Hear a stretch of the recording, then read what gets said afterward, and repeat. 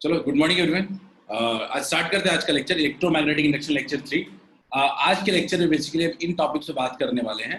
एक तो रिकॉल होगा अपना, फिर मोशनल इलेक्ट्रोमोटिव फोर्स यानी मोशनल ईएमएफ। इसके बाद हमारा होगा motional EMF due to moving rod, और इसके बाद हम लोग पढ़ेंगे motional EMF due to rotating rod. ठीक है, तो इन टॉपिक्स को आज हम लोग डील करेंगे। वॉइस रिकॉर्डिंग नहीं हो रहा है, रिकॉर्डिंग हो रहा है, शो रिकॉर्डिंग जस्ट ऑन कर दिया है, कोई इशू नहीं होगा। ठीक है, चलिए क्लास स्टार्ट करते हैं। Recording is on. ओके, चलिए तो याद करते हैं लास्ट डे क्या पढ़ा था। लास्ट डे हमने पढ़ा था लेंज लॉ। ठीक है, लेंज लॉ बेसिकली क्या होता था कि लेंज लॉ का यूज क्या था। तो लेंज लॉ बेसिकली एक इलेक्ट्रोमैग्नेटिक इंडक्शन जो होता है उसके डायरेक्शन को मेंशन करने के लिए होता है, बताने के लिए होता है कि कैसे किस डायरेक्शन में इलेक्ट्रोमैग्नेटिक इंडक्शन होगा। हमने मैग्नीट्यूड के लिए अलग पढ़ा था, हमने मैग्नीट्यूड के लिए फैराडेज लॉ पढ़े थे, लेकिन डायरेक्शन ऑफ इंड्यूस्ड करंट कैसा होगा ये हमको पता चलता है लेंज लॉ से। ठीक है, तो लेंज लॉ का स्टेटमेंट बेसिकली अगर सिंपल वर्ड्स में अगर मैं बताऊं तो क्या कहते हैं, तो direction of induced EMF is such that it opposes the effect that produces it। ठीक है, it opposes the effect that produces, मतलब जो इसको प्रोड्यूस करता है ये उसको ही अपोज करने की कोशिश करता है, और यही होता है लेंज लॉ। ठीक है, लेंज लॉ। अब लेंज लॉ का स्टेटमेंट इतनी बड़ी कहानी लिखी हुई है, आप देख सकते हो कि Lenz law of electromagnetic induction states, Lenz's law of electromagnetic induction states that direction of current induced in a current by changing magnetic field, ठीक है, is such that magnetic field created by induced current opposes the initial changing magnetic field produced. Simple, opposes the effect that produces it। ठीक है, खैर examples कुछ देखते हैं। बहुत simple दो चार एग्जांपल्स कराऊंगा, जिसको भी इस टॉपिक में दिक्कत होगा समझने की कोशिश करें। एग्जांपल लेता हूं, मान लीजिए कॉइल रखा और मैं चाहता हूं कि कॉइल के तरफ एक मैग्नेट को लेके आना चाहता हूं। ठीक है, एक कॉइल की तरफ एक मैग्नेट को लेके आना चाहता हूँ, मैग्नेट का नॉर्थ पोल लेके आ रहा हूँ। तो ये क्या मैग्नेट क्या चाहता है, कॉइल के तरफ आना चाहता है, इसका मोशन टुवर्ड्स द कॉइल है। तो ये जो कॉइल है कुछ ऐसा करंट इंड्यूस करना चाहेगा ताकि इस मैग्नेट को क्या कर दे, वो रेपेल कर दे। इस मैग्नेट को वो रेपेल करना चाहेगा। तो मैग्नेट को जब रेपेल करना चाहेगा तो यहाँ पे कौन सा पोल बनाएगा, वो इस साइड नॉर्थ और इस साइड क्या होगा, साउथ। क्लियर है, मैग्नेट के इस साइड नॉर्थ को, दूसरे साइड क्या होगा, साउथ। नॉर्थ पोल का मतलब होता है anti clockwise current, anti clockwise. Clear है, एंटी क्लॉकवाइज। एंटी क्लॉकवाइज का मतलब कैसा डायरेक्शन होगा, कुछ ऐसा होगा क्या, कुछ करंट का डायरेक्शन कुछ इस तरह से हो गया, एंटी क्लॉकवाइज हो गया। अब ये एंटी क्लॉकवाइज करंट आ जाने के बाद बड़े आराम से हम बैटरी भी ड्रॉ कर सकते हैं, बड़े आराम से हम बैटरी भी ड्रॉ कर सकते हैं, क्योंकि करंट जिस तरह होगा तो करंट कैसा होना चाहिए, बैटरी से बाहर निकलते हुए होना चाहिए। तो हम ईएमएफ भी ड्रॉ कर सकते हैं इस तरीके से, मतलब कि हम लोग एक तरीके से करंट पहले बनाएंगे और फिर ईएमएफ ड्रॉ करेंगे। खैर आगे बढ़ते हैं, बस रिकॉल करवा रहा हूँ सारे कॉन्सेप्ट। आगे बात करते हैं, तो इस केस में हम देख रहे हैं, इस केस में हम देख रहे हैं कि नॉर्थ पोल को दूर लेके जा रहे हैं। तो नॉर्थ पोल को दूर यानी मैग्नेट का मोशन क्या है, going away from the coil. तो जो कॉइल क्या करेगा कि उस मैग्नेट को अवे जाने से रोकना चाहेगा, यानी वो क्या करेगा, उसको अट्रैक्ट करेगा। कैसे अट्रैक्ट करेगा, किस पोल से अट्रैक्ट करेगा, साउथ पोल से अट्रैक्ट करेगा। क्लियर है, ये साउथ हो जाएगा तो ये क्या हो जाएगा, नॉर्थ। जो भी मोशन उसको अपोज करना, अगर वो मान लीजिए फील्ड इंक्रीज करेगा तो उसको अपोज करेगा, अगर फील्ड डिक्रीज करेगा तो उसको सपोर्ट करेगा यानी अट्रैक्ट करेगा। खैर साउथ पोल बन गया। साउथ पोल का मतलब क्या होता है, क्लॉकवाइज होता है। साउथ पोल का मतलब होता है क्लॉकवाइज। अगर करंट का डायरेक्शन ऐसे ड्रॉ हो गया तो मतलब ईएमएफ कैसा होगा, कुछ इस तरह का होगा। क्लियर है, यही होता है लेंज लॉ का एप्लीकेशन। कुछ डाउट हो तो पूछते रहना। लेंज लॉ किस प्रिंसिपल पे बेस्ड है, तो Lenz law basically conservation of energy पे बेस्ड है। ठीक है, मैंने इसको प्रूव करने के लिए हमने लिया था कि हमने मान लिया कि कॉइल के पास ने एक मैग्नेट रख दिया। ठीक है, कॉइल के पास हमने मैग्नेट रख दिया और मान लिया कि नहीं ऑपोजिट नहीं होता है, ऑपोजिट इंड्यूस नहीं होता है। हमने मान लिया कि ऑपोजिट इंड्यूस नहीं होता है, बल्कि सेम डायरेक्शन इंड्यूस होता है। जैसे हमने मान लिया कि नॉर्थ साउथ है और ये हमने मैग्नेट को पुश कर दिया कॉइल की तरफ, तो हमने होना क्या चाहिए था, यहाँ पे नॉर्थ होना चाहिए था, हमने क्या ले लिया, साउथ ले लिया। हमने एज्यूम किया कि चलो इसका ऑपोजिट लेके देखते हैं क्या होता है। हमने सोचा कि लेंस लॉ के ऑपोजिट लेके देखते हैं क्या होता है। तो हमने देखा कि मैग्नेट को हल्का सा पुश किए तो मैग्नेट क्या हो गया, इस कॉइल से अट्रैक्ट होने लगा, इस अट्रैक्ट होने लगा, और वी क्या होने लगा, बढ़ने लगा। वी क्या होगा, बढ़ने लगेगा, और फाइनली बहुत ही हाई स्पीड का मैग्नेट बन जाएगा। यानी ऐसा नहीं होगा क्या कि आपने मैग्नेट में कोई एनर्जी नहीं दी, फिर भी मैग्नेट में बहुत सारी एनर्जी आ गई? क्या ये ट्रू हो सकता है कभी भी? ये कंजर्वेशन ऑफ एनर्जी प्रिंसिपल के अगेंस्ट है। इसीलिए हम कहते हैं कि जो इंड्यूस करंट होता है वो अपोज करता है सोर्स को, ठीक है।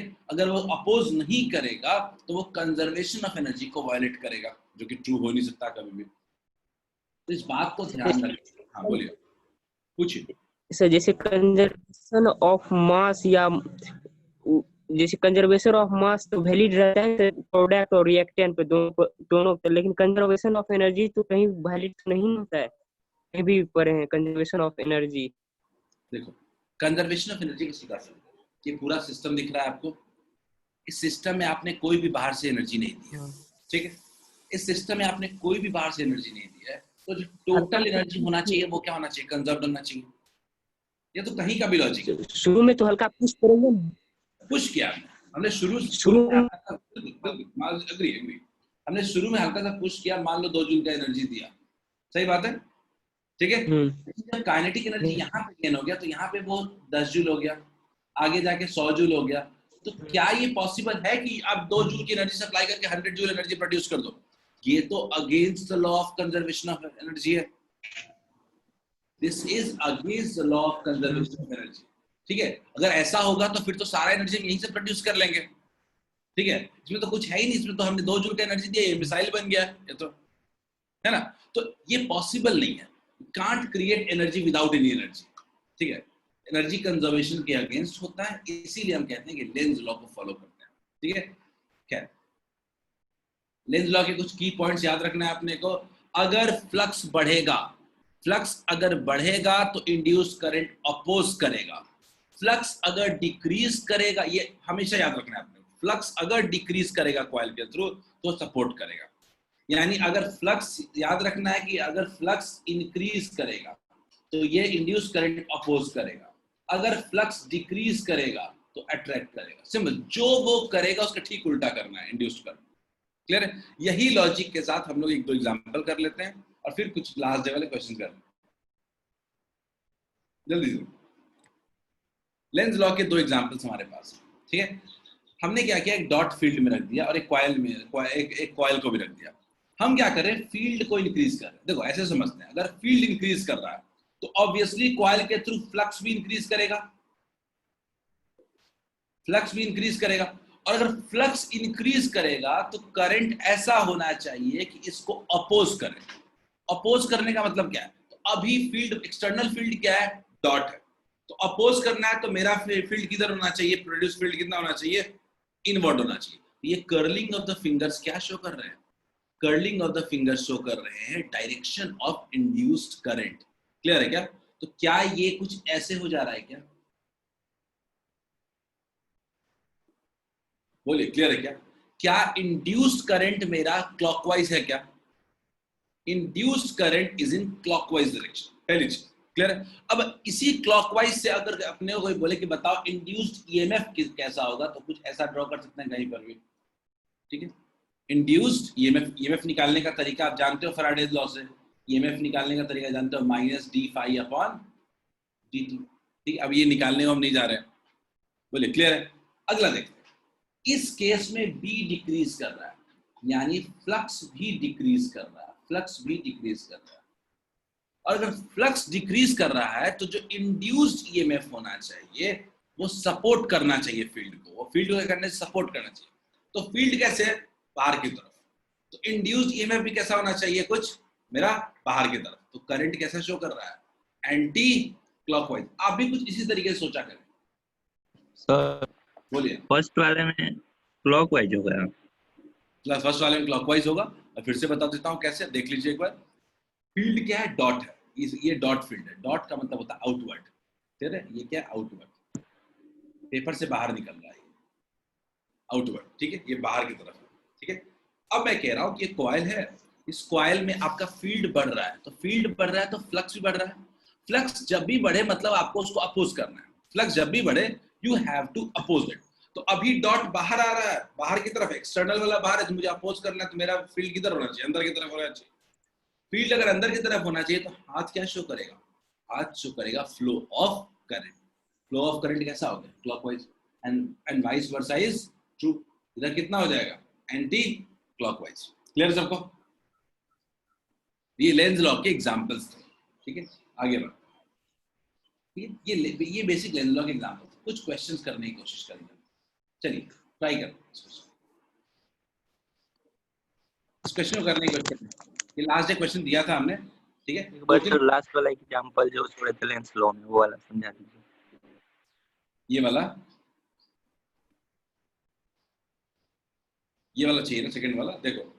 ना एक और था लास्ट में, जो लास्ट लेक्चर में था।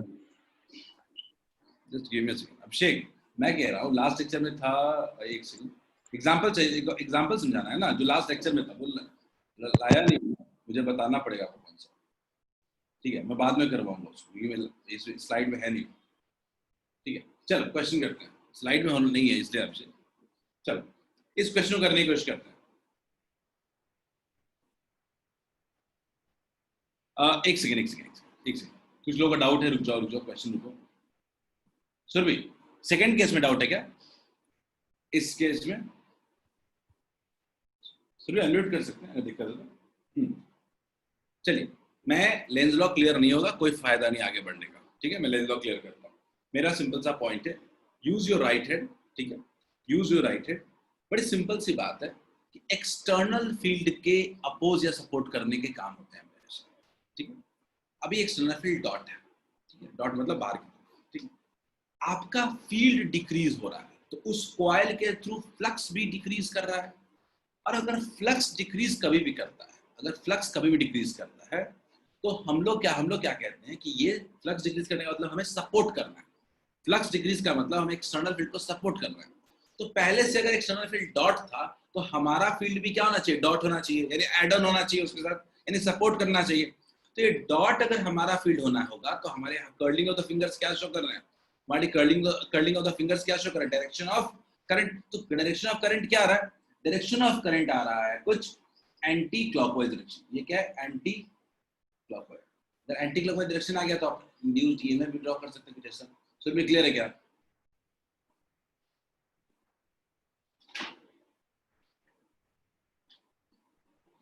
ठीक है। स्टिल आप लोग को और एग्जांपल्स अगर करने हैं, अगर आपको और एग्जांपल्स करने हैं, ठीक है, और एग्जांपल्स करने हैं, एक काम करते हैं, मैं 5 मिनट का टाइम लूंगा और कुछ और एग्जांपल्स करवाऊंगा इंड्यूस्ड ईएमएफ, ठीक है। चलो क्वेश्चन हम लोग कंप्लीट कर लेंगे, आप 4-5 क्वेश्चन कर लो।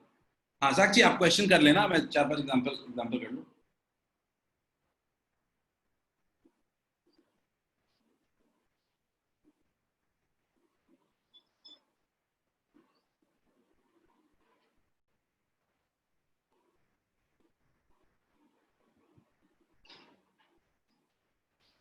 चलो, एक कॉइल है, इसको हम बाहर इधर ड्रैग कर रहे हैं। इस केस में क्या होगा, करंट, इंड्यूस करंट कैसा होगा? सब लोग, मैं कुछ क्वेश्चन दे रहा हूं, आप इस क्वेश्चन को कर लेना, बाकी लोग ट्राई करते रहो। मैं कुछ क्वेश्चन दे रहा हूं, इंड्यूस्ड ईएमएफ अभी प्रॉब्लम आ रही है, क्लॉकवाइज एंटी क्लॉकवाइज।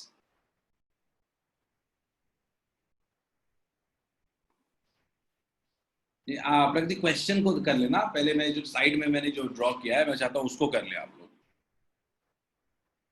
ठीक है। डायरेक्शन ऑफ इंड्यूस्ड करंट चाहिए मुझे इसमें। वी हैव गॉट एक आंसर, अनिकेत का पहला आंसर आ चुका है। बाकी लोग, कॉइल है,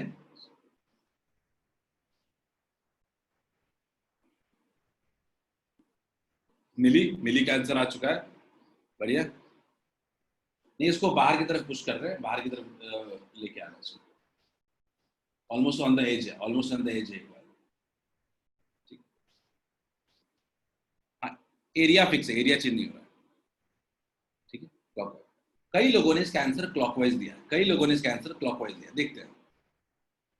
कई लोगों ने इसका आंसर क्लॉकवाइज दिया, देखते हैं क्या होगा।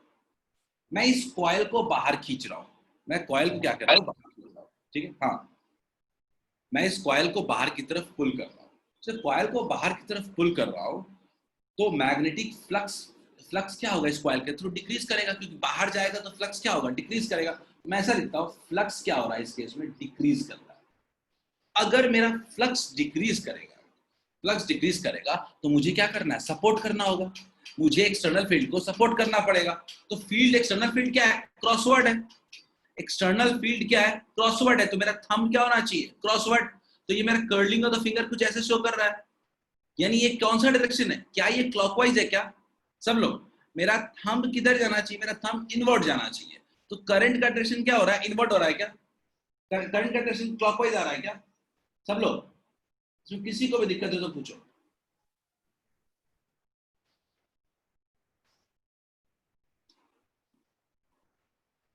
रुचि क्लियर है क्या?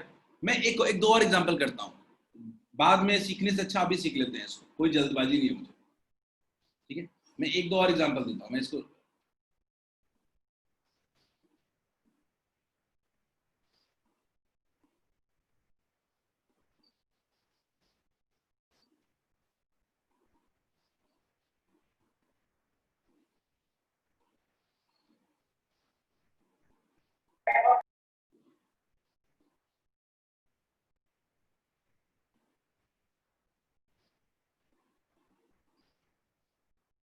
ठीक है।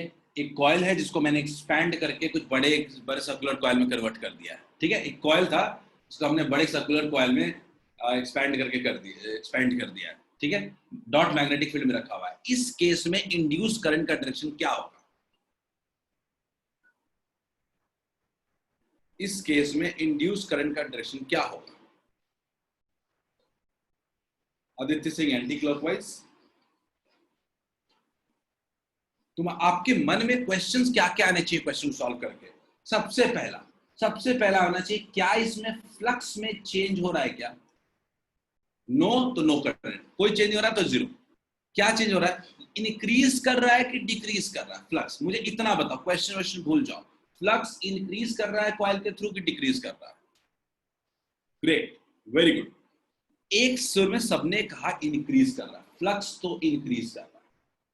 फ्लक्स इंक्रीज कर रहा है, इसका मतलब हमें क्या करना है, अपोज करना है। इंक्रीज का मतलब अपोज करना है, बिल्कुल क्लियर, अपोज करना है। एक्सटर्नल किधर है, एक्सटर्नल क्या है, डॉट है, डॉट का मतलब बाहर की तरफ।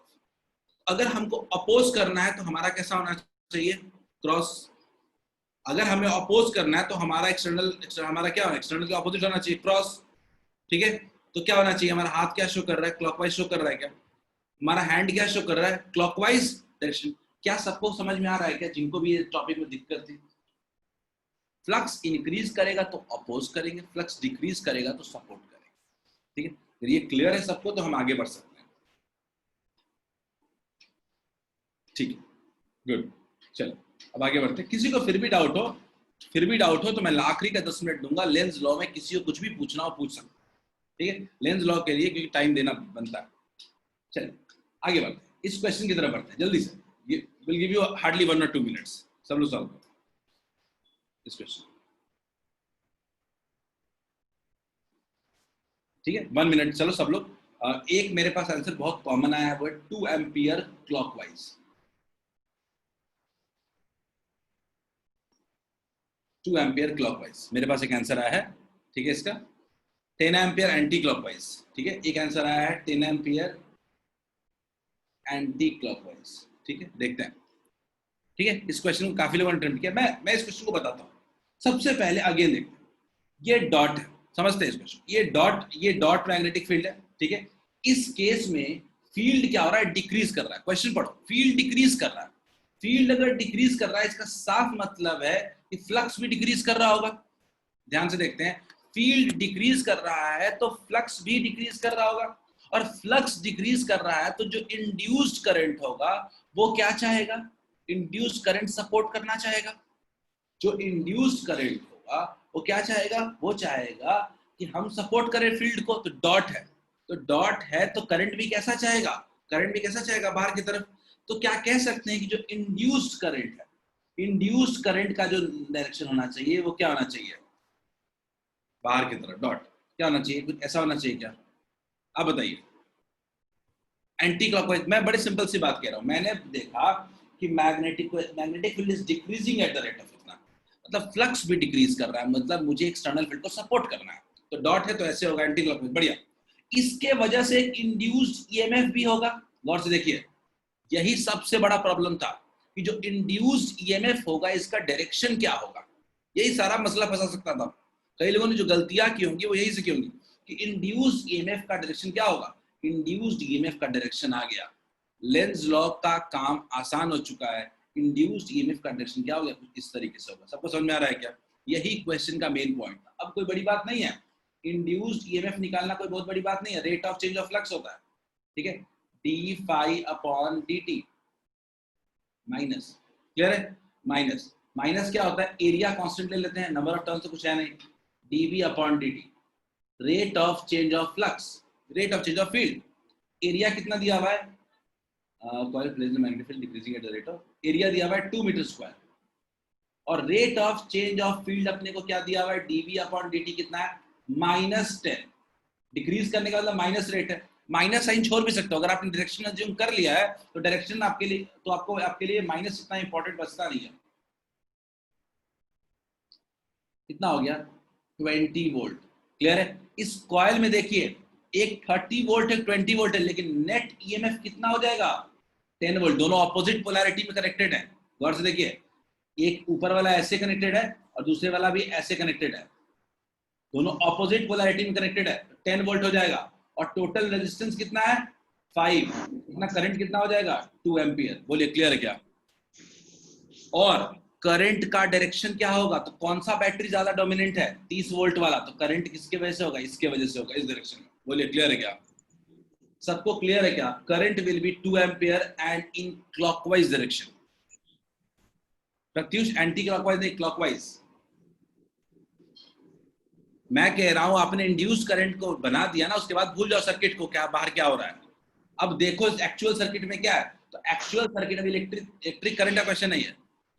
अब क्वेश्चन ये जो है वो इलेक्ट्रिक करंट का क्वेश्चन है, ठीक है, इलेक्ट्रिक करंट है, ना कि ये, इसको ऐसे देखो कि ये एक इंड्यूस्ड ईएमएफ का क्वेश्चन है। 30 वोल्ट है, 20 वोल्ट है, टोटल वोल्ट 10 वोल्ट होगा, रेजिस्टेंस 5 ओम है। आ गया सबको समझ में क्या? सुरजी सर सुरजी इंड्यूस का डायरेक्शन एंटी क्लॉकवाइज है, लेकिन एक्चुअल करंट का कितना है यहाँ पे, क्लॉकवाइज। क्लियर है? देखो मैं कह रहा हूँ 10 एम्पियर का करंट था, इंड्यूस -2 एम्पियर हो गया, तो टोटल कितना बचा, 8 एम्पियर। अगर मान लीजिए इंड्यूस्ड ईएमएफ नहीं होता यहाँ पे, तो 30/5 कितना होता, 6 एम्पियर होता, 30/5 6 एम्पियर होता, लेकिन इंड्यूस्ड ईएमएफ की होने की वजह से कितना हो जा रहा है, 2 एम्पियर। क्लियर? चलिए आगे बढ़ते हैं, ये क्वेश्चन ट्राई करते हैं। इतना बड़ा क्वेश्चन नहीं है, सिंपल क्वेश्चन है।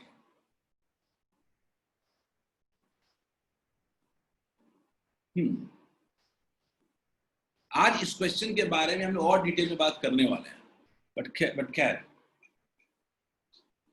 इस क्वेश्चन का आंसर क्या होगा, मैं पोल लॉन्च कर दे रहा हूं, इतना टाइम लगाने की जरूरत नहीं है।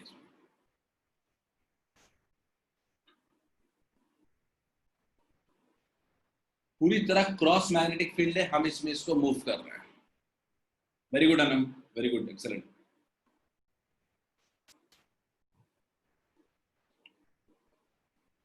आपके दिमाग में चलना चाहिए फ्लक्स का क्या हो रहा है, इंक्रीज या डिक्रीज। अभी तक 12 लोगों ने रिप्लाई किया। श्रियम देखते हैं, अदिति वेरी गुड, सही है, प्रत्युष सही है, अनम बिल्कुल सही है, हर्ष गलत, शिवानी गलत, शिवानी। पहले तो मुझे बताओ इस कॉइल में क्या फ्लक्स चेंज भी हो रहा है क्या, इस कॉइल में क्या फ्लक्स चेंज भी हो रहा है क्या, क्रॉस के अंदर मूव कर रहे हैं। आज इसके बारे में मैं और बात करूंगा क्लास में, ठीक है। पर क्या जो चेंज फ्लक्स अगर मेरा कांस्टेंट हो जा रहा है, क्योंकि चेंज तो कर नहीं रहा है, फ्लक्स अगर मेरा कांस्टेंट हो जा रहा है, तो क्या ईएमएफ इंड्यूस मेरा जीरो नहीं हो जाएगा, तो करंट अपना जीरो नहीं हो जाएगा, इंड्यूस करंट। बोले क्लियर है क्या? बाहर लेके नहीं जा रहे, हर्ष बाहर लेके नहीं जा रहे, हम फ्लक्स के अंदर ही मूव कर रहे हैं, फील्ड के अंदर ही मूव कर रहे हैं। इस बात पे ध्यान रखना कि बाहर लेके जाने का मतलब थोड़ा एज बाहर की तरफ शो करेगा, ठीक है। चलिए, आई थिंक इसमें इतना दिमाग लगाने वाली चीज नहीं थी।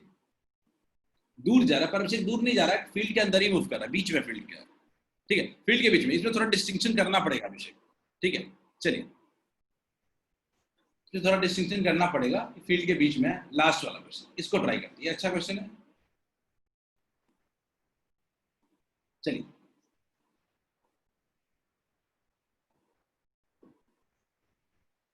ये अच्छा क्वेश्चन है, इसको ट्राई करते हैं।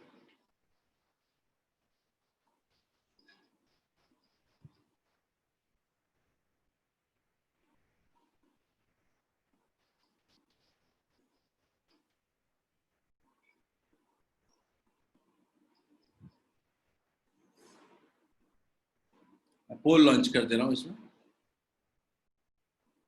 चलो ट्राई करें। श्रीयम आंसर बोलिए 2 का आंसर, उसमें 0 था श्रीयम, आंसर 0 था उसमें, ईएमएफ इंड्यूस 0 होगा श्रीयम।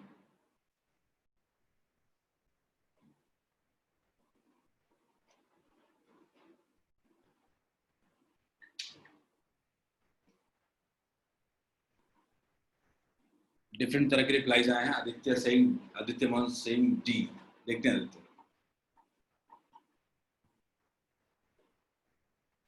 8 लोग रिप्लाई, सब लोग वोट करें, एटलीस्ट सब लोग वोट दे अपना, कम से कम इन नेक्स्ट 1 मिनट और सो, 1 मिनट और, रिप्लाई फास्ट।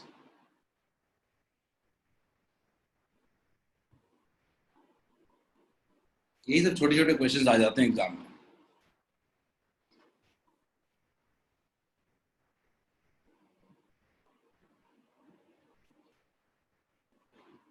तो भी देखते हैं, गाइस लास्ट 30 सेकंड सब लोग रिप्लाई करें, लास्ट 30 सेकंड सब लोग रिप्लाई करें, देखते हैं लेका। अदनान सिंह डी, मिली सिंह डी, आरुचि सिंह बी, ठीक है प्रत्युष, चलो स्टिल 50% पीपल हैव रिप्लाइड। चलो मैं पोल क्लोज करता हूँ 5 सेकंड में।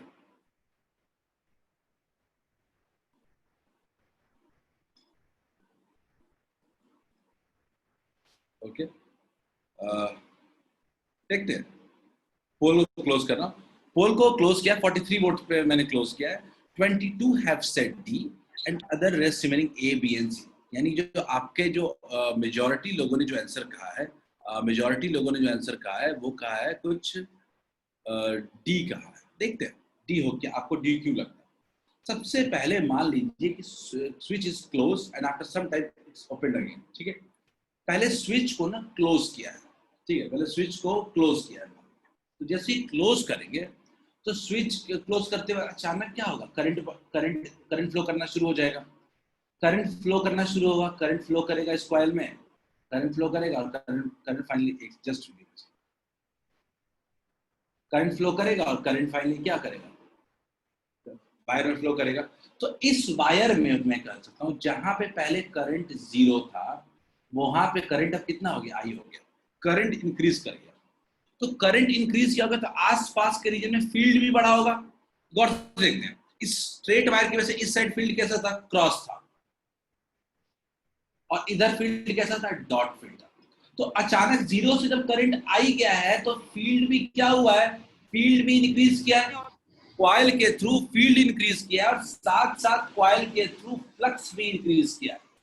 बोलिए क्लियर है क्या, कॉइल के थ्रू पहले तो फील्ड इंक्रीज किया है और साथ साथ कॉइल के थ्रू फ्लक्स भी इंक्रीज किया।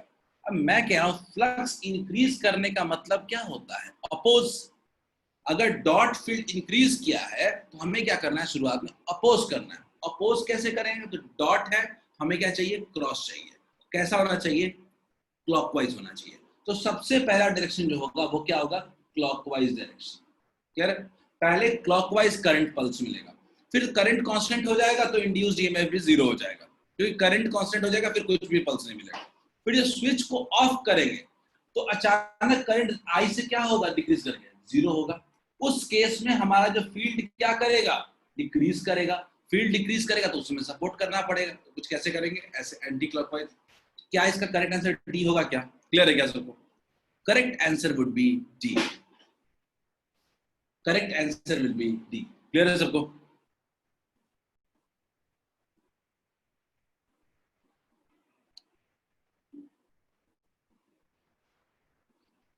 ठीक है, चलिए आगे बढ़िए। आज आज का नया टॉपिक और इंटरेस्टिंग टॉपिक है, वो है मोशनल ईएमएफ। बिल्कुल नया इंटरेस्टिंग टॉपिक है। ठीक, मोशनल ईएमएफ को अगर आप गौर से देखो तो इतना कुछ नयापन नहीं आता है। जो टॉपिक हम पढ़े हुए हैं, हमारी कोशिश होगी कि उन टॉपिक का रिवाइज करें और इसमें से कुछ नई चीजें जान पाए। ठीक है, तो मोशनल ईएमएफ पहले होता क्या है? ठीक है, तो अगर मैं सिंपल भाषा में समझाऊं तो एक कंडक्टर के मूवमेंट की वजह से जो उसके एक पोटेंशियल डिफरेंस क्रिएट होता है उसके एंड्स के cross, that is called motional EMF. ठीक है, यानी एक current induced in a conductor due to its movement, यानी मोशनल मतलब मोशन की वजह से। ठीक है, तो EMF induced by the motion of conductor across a magnetic field is called motional electromotive force या मोशनल ईएमएफ कह सकते हैं इसको। क्लियर? ये मोशनल ईएमएफ हो गया। अब कैसे होता है? तो मैंने क्या किया कि एक क्रॉस मैग्नेटिक फील्ड ले लिया, जिसका मैग्नेटिक फील्ड क्या है? बी है। क्लियर है? हमने क्रॉस मैग्नेटिक फील्ड ले लिया, उसके बाद हमने क्या किया कि एक रेक्टेंगुलर कॉइल लेने की कोशिश किया। रेक्टेंगुलर कॉइल कैसा लिया? ABCD। ठीक है, बस क्या एक इंटरेस्टिंग चीज किया कि ABCD तो लिया, लेकिन उसमें एक एंड जो था उसका, जो एक कह सकते हैं कि आर्म था उसका, उस आर्म को फिक्स नहीं किया, उसको ऐसा बना दिया कि उसको हम उस पर मूव कर सकते हैं। ठीक है, मूवेबल बना दिया। यानी rectangular coil kept in magnetic field, the moving arm CD, ये CD जो है अपना, ये CD क्या हो गया? स्लाइडिंग है, ये स्लाइड कर रहा है। और हमने क्या देखा कि स्लाइड कर करके हम इसको डिफरेंट जगह पे लेके जा सकते हैं। ठीक है, तो हम क्या कर रहे हैं कि इसको इसमें स्लाइड कर रहे हैं। अब इससे क्या चेंज होगा? बड़ी सिंपल भाषा में समझो आप। ठीक है, बड़ी सिंपल भाषा में समझो कि आप अगर इस रॉड को मूव करोगे, ये जो पूरा आपका कॉइल दिख रहा है, इस कॉइल के अंदर का एरिया चेंज होगा। इंक्रीज डिक्रीज बाद में बात करेंगे, चेंज तो होगा। दूर लेके जाओगे तो इंक्रीज करेगा, नजदीक लेके जाओगे डिक्रीज करेगा। और जब अगर एरिया चेंज होगा तो फ्लक्स भी चेंज होगा। एरिया चेंज होगा तो फ्लक्स चेंज होगा, और फ्लक्स चेंज होगा तो करंट इंड्यूस हो जाएगा। बोलिए, क्लियर है क्या सबको? क्या सबको मेरी बात, बेसिक बात क्लियर है क्या? मोशनल ईएमएफ में इस रॉड को मूव करने की वजह से इस लूप के अंदर जो एरिया है वो चेंज होता रहेगा, और इसकी वजह से करंट इंड्यूस हो जाएगा। क्लियर? सिंपल सा लॉजिक। मोशनल ईएमएफ पे अभी इतना ही लॉजिक याद रखते हैं। हम सिर्फ फैराडे लॉ लगा करके इसका डेरिवेशन करेंगे, फिर मैं इसका नया मेथड बताऊंगा। ये सबको समझ में आ गया है? ठीक है, सिंपल। ऐसे 3 कॉइल ले लिया रेक्टेंगुलर, सिंपल 3 कॉइल फिक्स कर दिया, और चौथा कॉइल को मूव करवा रहा है इसमें। ठीक है, चौथे वायर को मूव करवा रहा है। चलिए आगे बढ़ते। मैंने क्या किया, समझते हैं। मैंने क्या किया कि पहले ये जो CD वायर था ना, ये x डिस्टेंस पे था। ठीक है, हमने क्या किया, इसको v वेलोसिटी से अंदर की तरफ मूव किया। v वेलोसिटी से अंदर की तरफ मूव किया, और कितना मूव किया? तो मान लेते हैं कि हमने इन डेल्टा टी टाइम में ये कुल डेल्टा x डिस्टेंस मूव किया। ठीक है, चलो मूव कर गया। तो हमने सोचा कि चलो इसका आखिर EMF इंड्यूस कितना होगा। तो भाई EMF इंड्यूस का तो अपन फॉर्मूला जानते हैं। EMF इंड्यूस का तो अपन फॉर्मूला जानते हैं, वो कितना होता है? Minus rate of change of flux with respect to time. इसमें तो कोई कॉम्प्रोमाइज है ही नहीं, नंबर ऑफ टर्न्स है नहीं, तो ज्यादा बात नहीं करना। Rate of change of flux with respect to time. अब बात आती है कि rate of change of flux है क्या? किसी का ऑडियो म्यूट रह गया। तो rate of change of flux है क्या? तो हमें सोचना पड़ेगा कि इनिशियल फ्लक्स कितना है। फ्लक्स इनिशियल देखते हैं पहले। फ्लक्स इनिशियल देखते हैं अगर, तो सिंपल कह सकते हैं कि मान लेते हैं कि ये लेंथ अपने पास तो L है। ठीक है, ये लेंथ L है और ये वाला लेंथ X है। सिंपल कह सकते हैं इनिशियल फ्लक्स कितना होगा? B तो मैं B बोले तो क्या है? Magnetic field. ठीक है, और एरिया कितना है? एरिया हम कह सकते हैं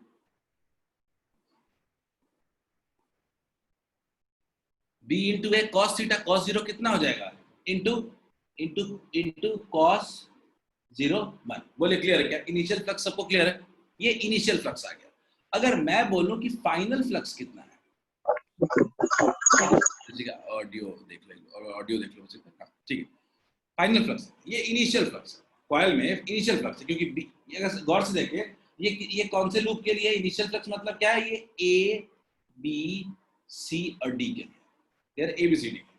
अगर आप फाइनल फ्लक्स की बात करते हैं तो ये कब के लिए है? A B C dash D dash के लिए। ठीक है, फाइनल पोजीशन है।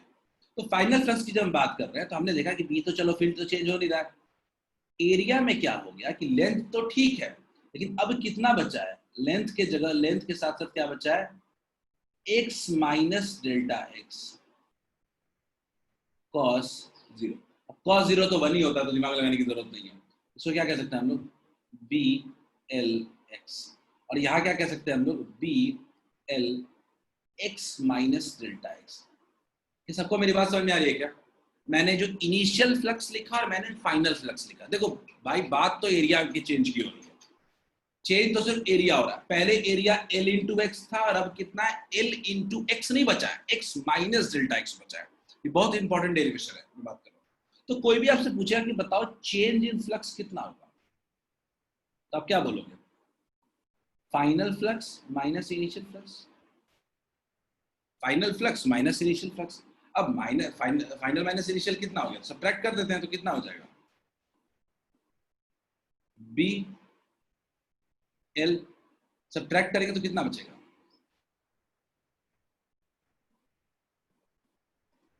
Minus delta x. बोले क्लियर है क्या, क्लियर है? ये हो गया क्या फ्लक्स। अगर कोई अब आपसे पूछता है कि बताइए ईएमएफ इंड्यूस्ड बताइए, तो ईएमएफ इंड्यूस्ड क्या बोलेगा, minus change in phi upon change in T. Clear है क्या, change in phi upon change, ठीक है। निकिता स्लाइड कर रहा है सीडी, सीडी देखिए गौर से, बोल्ड मार्क किया हुआ है, ठीक है, बोल्ड मार्क किया हुआ है। तो क्या लिख सकते हैं, माइनस बी, माइनस माइनस तो प्लस हो गया, L delta X upon delta T. बोले क्लियर है क्या? तो क्या ऐसा भी कह सकते हैं क्या कि जो ईएमएफ इंड्यूस्ड होगा इक्वल्स टू बी, तो ठीक है, एल तो ठीक है, delta X upon delta T क्या होता है, delta X upon delta T क्या बी होता है क्या? बोलिए क्लियर है क्या? क्या ईएमएफ इंड्यूस्ड बीएलवी हो जाएगा क्या सब लोग? ठीक है, एवरेज कह सकते हैं हम लोग, मान लेते हैं यूनिफॉर्म वेलोसिटी से मूव कर रहा है, हमने पहले ही कंसीडर कर लिया कि जो एवरेज बोला है प्रत्युष आपने, मैं इसका थोड़ा क्लैरिफिकेशन देना चाहूंगा। v with the uniform velocity, पहले लिख दो, v with the uniform velocity, uniform. क्या सबको ये डेरिवेशन क्लियर है क्या? मैंने बड़े सिंपल शब्दों में कहा कि फ्लक्स का change, rate of change of flux, ठीक है, rate of change of flux, B भी साइन थीटा। आदित्य ये डेरिवेशन में साइन थीटा मैंने लिया नहीं, मैंने सिंपल मोस्टल ईएमएफ लिया। आएगा क्वेश्चन आएगा आदित्य, जो आप क्वेश्चन कह रहे हो ना वो हम लोग क्वेश्चन के थ्रू समझेंगे। इसमें कई फंडे वंडे जितने भी हैं वो क्वेश्चन के थ्रू में लेके आऊंगा। क्या बेसिक लॉजिक क्लियर है क्या सबको बच्चों, बताओ। अदनान नहीं क्लियर है, बच्चे स्लाइड तो दूंगा, आप जैसा सोच लो आप। ईएमएफ इंड्यूस्ड क्या हो गया, B L V delta X upon, नहीं समझ में आया मैं फिर से समझा दूंगा, कोई दिक्कत नहीं, रुक जाओ, ठीक है, क्लियर है? काफी लोगों ने रिपीट कहा है। देखो मैंने बोला कि देखो ये बेसिक फार्मूला तो अपना यही है,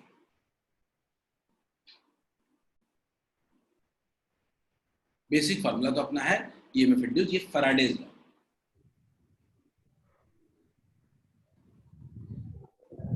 फैराडेज लॉ। अब मुझे क्या करना है, फैराडे तो कहता है फ्लक्स का चेंज, तो फ्लक्स का तो चेंज हो ही रहा है, हमें पता ही है कैसे चेंज हो रहा है। मैंने एबीसीडी लिया पहला वाला हालत, तो इनिशियल फ्लक्स क्या होगा, B into A into cos zero, B into A into cos zero, ठीक है। तो बी अपना कितना है, बी एल फिक्स है, ठीक है। एरिया कितना है, तो एरिया रेक्टेंगुलर लूप का देखो, तो ये वाला लेंथ कितना एल है और ये वाला लेंथ कितना एक्स है, एरिया कितना होगा, एल इंटू एक्स हो जाएगा, B L x.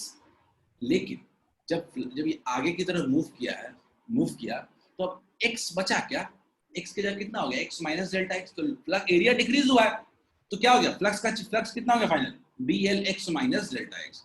Total change in flux निकालिए, सब्ट्रैक्ट कर लिया, फाइनल माइनस इनिशियल सब्ट्रैक्ट कर लो, बी एल कॉमन ले लो, बी एल कॉमन ले लो, x minus delta x minus x, तो x कैंसिल हो जाएगा, तो कितना बचेगा, माइनस डेल्टा एक्स। जो क्लियर है क्या, जो है समझ में क्या?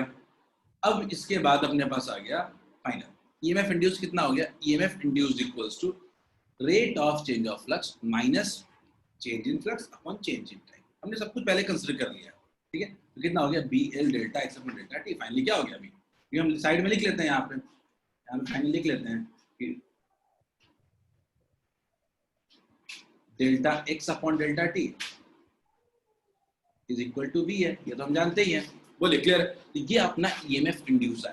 तो हमने एक बात समझ लिया कि इस कॉइल में एक ईएमएफ इंड्यूस हो जा रहा है बीवीएल, कहां कैसे कुछ नहीं पता, ठीक है, लेकिन एक करंट इंड्यूस हो जा रहा है बीवीएल ईएमएफ इंड्यूस। तो बड़े आंख बंद करके कोई अगर कहना चाहता है करंट इंड्यूस कितना होगा इस कॉइल में, तो क्या कह सकते हो? BVL upon R. Clear? BVL upon R. Clear? BVL upon R. चलिए हो गया। अब अगर इसके आगे थोड़ा और बात करें, डायरेक्शन की बात करें। अब क्या सवाल होगा कि चलो अपने पास करंट इंड्यूस आ चुका है, करंट इंड्यूस आ चुका है बीवीएल अपॉन आर, और अपने पास ईएमएफ इंड्यूस है, पहले से ही पता है हमको बीवीएल, पर किधर है डायरेक्शन? तो गौर से देखिए, इस केस में आप एरिया डिक्रीज कर रहे हो, एरिया डिक्रीज कर रहे हो, तो फ्लक्स भी डिक्रीज करोगे। फ्लक्स अगर डिक्रीज करोगे, आप खुद बताओ, फ्लक्स अगर डिक्रीज करोगे तो आपका इंड्यूस्ड ईएमएफ क्या करना चाहिए? आपका इंड्यूस्ड ईएमएफ सपोर्ट करना चाहिए। सपोर्ट, तो क्रॉस को सपोर्ट करने के लिए कैसा होगा? निके ध्यान से, आपका जो ईएमएफ, आपका जो इंड्यूस्ड ईएमएफ होना चाहिए वो इस फील्ड को सपोर्ट करना चाहिए। सपोर्ट का मतलब क्या होगा? इनवर्ड। क्लियर है क्या? इंक्रीज कर रहा है अभिषेक, ध्यान से। अभिषेक, पहला मेरा सवाल, फ्लक्स इंक्रीज कर रहा है कि डिक्रीज कर रहा है? पहले ये बताओ, फ्लक्स इंक्रीज या डिक्रीज? बिल्कुल सही, डिक्रीज। फ्लक्स डिक्रीज कर रहा है, तो मुझे क्लियर कट फील्ड को सपोर्ट करना पड़ेगा। फील्ड क्या है? क्रॉस है, तो मेरा सपोर्ट होगा, तो ये क्या होगा? ये क्लॉकवाइज। तो करंट इंड्यूस क्या हो रहा है? क्लॉकवाइज हो रहा है। अगर करंट इंड्यूस क्लॉकवाइज हो रहा है तो ईएमएफ इंड्यूस कैसे ड्रॉ होगा? नेगेटिव टर्मिनल पॉजिटिव टर्मिनल ऐसे ड्रॉ कर दिया हमने। फाइनली हमने क्या ड्रॉ कर दिया? Current induced. और ये रॉड में क्या हो गया? EMF induced. बोले क्लियर है क्या? ये फाइनल, इसको कहते हैं electrical equivalent circuit. Electrical equivalent circuit. Electrical equivalent circuit, ये बनाना बहुत जरूरी होता है क्वेश्चन, ठीक है? इलेक्ट्रिकली इक्विवेलेंट सर्किट है, क्वेश्चंस करेंगे हम लोग। क्लियर है? हो गया, चलो बढ़िया। सबको आगे समझ, यानी बेसिकली हमने समझ लिया अभी तक। ये इसमें बहुत रीजन पढ़ेंगे हम लोग। बेसिकली हमने पढ़ लिया कि अच्छा, एक रॉड को मूव करोगे कॉइल में, तो रॉड के मूवमेंट की वजह से, रजिया क्या समझ में नहीं आया? अनम्यूट करके पूछे। CD इनिशियल पोजीशन है और C dash D dash final position है। रजिया अनम्यूट करके पूछ सकते हैं। फिर से इमोशनल ईएमएफ में मैं यहाँ पे हूँ, यहाँ से मैं 1 मिनट में रिपीट करूंगा सब कुछ, ठीक है? कुछ नहीं है, ठीक है? चलिए, सिंपल, हमने एक रॉड की वजह से ईएमएफ निकालना चाहते थे, ठीक है? रॉड की वजह से ईएमएफ निकालना चाहते थे। रॉड को हमने क्या किया? फील्ड को, रॉड को हमने मूव किया। अभी रॉड का इंडिविजुअल कोई भी आइडेंटिटी हमने नहीं लिया है, ठीक है? रॉड का हमने कोई भी आइडेंटिटी नहीं लिया है। रॉड का आइडेंटिटी तभी है जब कॉइल में लिया है, अभी तत्काल इस क्वेश्चन के लिए, ठीक है? रॉड को मूव किया है वी वेलोसिटी से, उसके वजह से इस पूरे कॉइल में एरिया का चेंज हो रहा है, और एरिया के चेंज होने की वजह से ईएमएफ इंड्यूस हो रहा है। कितना हो रहा है? VVL, और करंट कितना हो रहा है? VVL अपॉन आर, ठीक है? और इसका डायरेक्शन कुछ ऐसा आ रहा है। ये बहुत सिंपल सी बड़ी आराम से कहानी थी, इतने पे हमको छोड़ देना चाहिए, ठीक है? लेकिन एक्चुअल में मोशनल ईएमएफ ये नहीं होता है। मोशनल ईएमएफ का ये बहुत ही छोटा तरीका है समझने का। मोशनल ईएमएफ आगे पढ़ेंगे, वो क्या है ये, ठीक है? ये मोशनल ईएमएफ होता कैसे, ठीक है?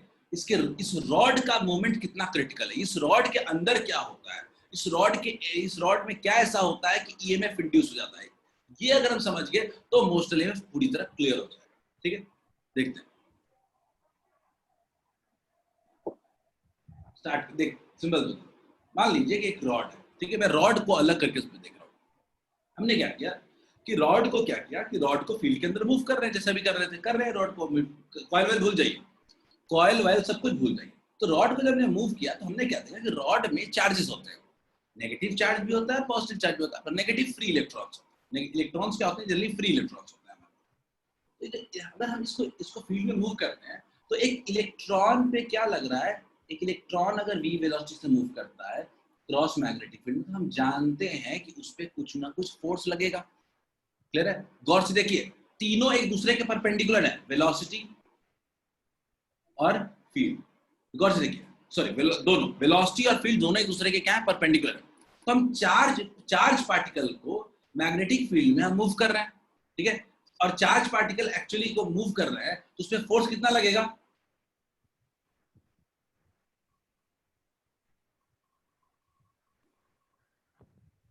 बोलिए, क्लियर है क्या? एक चार्ज पार्टिकल को मैग्नेटिक फील्ड में मूव करते हो तो कितना लगता है? Q V B sine theta. Theta कितना है यहाँ पे? थीटा कितना है? 90 डिग्री। थीटा क्या है? 90 डिग्री। गौर से देखिएगा, थीटा यहाँ पे 90 डिग्री लेके चल रहा है। अभी तक के सारे डेरिवेशन में हम थीटा 90 लेके चल रहे हैं। तो हमारा जो मैग्नेटिक फोर्स है, ये मैग्नेटिक फोर्स है, ठीक है, मैग्नेटिक फोर्स कितना हो गया? Q V B. क्लियर है? Magnetic force. अब सबका सवाल आता है किधर लगेगा, किस साइड लगेगा मैग्नेटिक फोर्स? सिंपल से याद रखना कि पॉजिटिव चार्ज अगर ये होता तो पॉजिटिव चार्ज का फोर्स कैसे लगता? तो वी ऐसे, ये अपनी वी वेलोसिटी कुछ ऐसे है, वी है, वी क्रॉस वी, तो पॉजिटिव चार्ज नीचे जाने की टेंडेंसी रखता है, तो नेगेटिव चार्ज की तरफ मैग्नेटिक फोर्स कैसे लगेगा? ये क्या है? Magnetic force. बोले, क्लियर है क्या? तो नेगेटिव चार्ज पे फोर्स ऊपर की तरफ लगेगा, यानी कैसा है? अपवर्ड। क्लियर है? क्या मेरी बात सबको समझ में आई क्या? कि जब एक रॉड को मूव करते हैं तो उसके अंदर के इलेक्ट्रॉन्स में एक अपवर्ड फोर्स लगता है ऊपर की तरफ, इलेक्ट्रॉन्स में, ठीक है, बाकी बातें नहीं करता। एक इलेक्ट्रॉन्स में एक अपवर्ड फोर्स लगेगा और इलेक्ट्रॉन किधर जाएगा? सी एंड की तरफ जाएगा, ठीक है। तो कह सकता हूं क्या कि इलेक्ट्रॉन जो होते हैं मूव टुवर्ड्स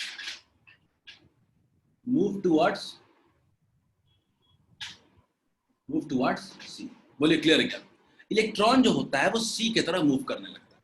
अब इलेक्ट्रॉन जब सी की तरफ मूव करने लगता है तो बॉडी को न्यूट्रल होने के लिए, बॉडी नहीं, अभी आदित्य करंट की बिल्कुल भी बात नहीं कर रहा हूं, आदित्य भूल जाइए करंट को। हम सिर्फ एक रॉड के अंदर क्या हो रहा है उसको देख रहे हैं, भूल जाइए कि करंट क्या हो रहा है, ठीक है। तो एक इलेक्ट्रॉन का मूवमेंट हो रहा है टुवर्ड्स सी, तो ये इलेक्ट्रॉन क्या हो रहा है? पार्शियली नेगेटिव चार्ज होना शुरू हो जाएगा क्योंकि नेगेटिव चार्जेस उधर आने लगे। और इसके अपोजिट में इस एंड की तरफ क्या कह सकते हैं कि एक पार्शियली पॉजिटिव चार्ज बनने लगा। क्लियर है क्या? तो हमने क्या देखा कि v वेलोसिटी से मूव करने की वजह से स्लोली एक्यूमुलेशन ऑफ चार्जेस होने लगे दोनों एंड्स पे। क्लियर है क्या?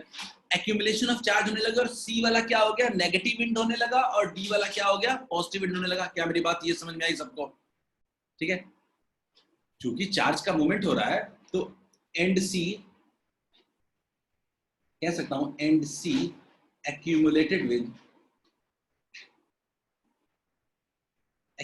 with negative charge and D with positive charge। बोले, क्लियर है क्या? D पॉजिटिव चार्ज है, सबको समझ में आ रहा है?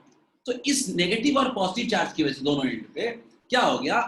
एन इलेक्ट्रिक फील्ड स्टैब्लिश हो जाएगा। नेगेटिव और पॉजिटिव चार्ज के बीच एक इलेक्ट्रिक फील्ड स्टैब्लिश हो जाएगा। क्लियर है क्या? लिख सकते हैं क्या कि electric field is established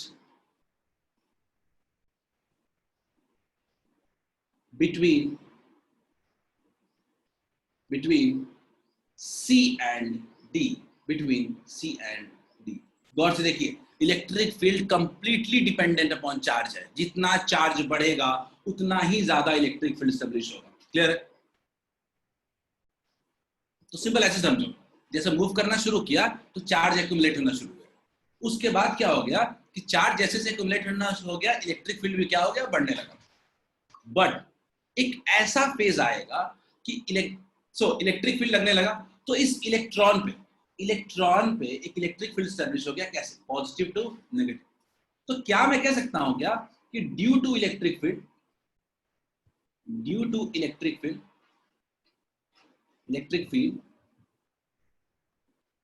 electron experiences another force। ठीक है, इलेक्ट्रिक फील्ड की वजह से इलेक्ट्रॉन में एक और फोर्स एक्सपीरियंस होने लगता है, और वो कैसा?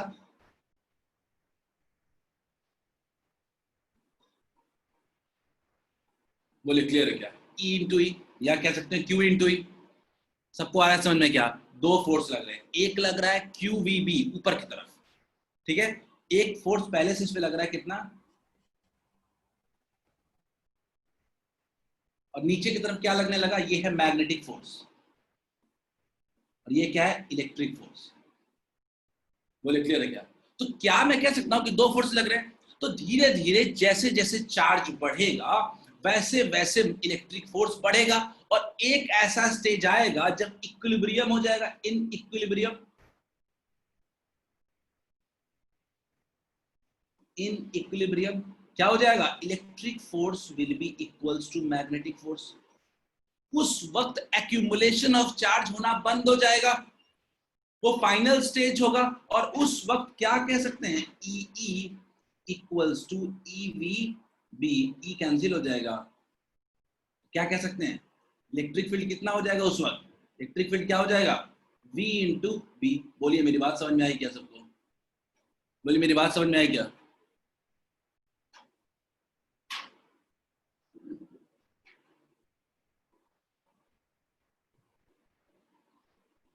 नहीं नहीं है, माइनस क्यों आएगा?